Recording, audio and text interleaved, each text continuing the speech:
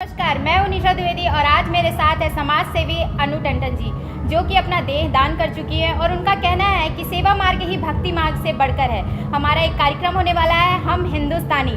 तो अनु जी, आज आप दर्शकों से क्या अपील करना चाहती हैं कि वे इस 15 अगस्त में किस मुहिम को लेकर आगे बढ़े और आप कौन सी मुहिम लेकर आ जाई हैं हमारे दर्शकों के पास?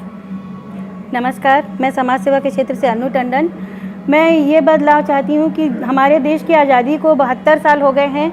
आज भी जो विधवा महिलाओं की जो दयनीय स्थिति है हमारे देश में, वो रंगीन कपड़े नहीं पहन सकती हैं, उनको आज़ादी नहीं है कि वो अपनी मर्ज़ी से अपनी लाइफ को जी सकें। तो देश के युवा और जो भी समाज सेवी संस्थाएं जो भी जुड़ना चाहते हैं, उन लोगों से मैं ये रिक्वेस्ट करना चाहती हूँ कि इस कुरीति को हम जड़ से निकालने का प्रयास करें। जब हमारी सोच बदलेगी तभी हमारा देश बदलेगा। जय हिंद, जय भारत।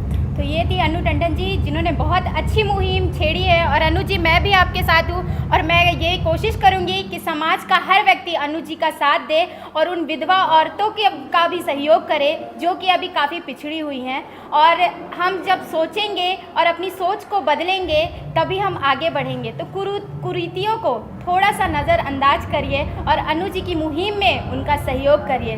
जय हिंद, जय भारत।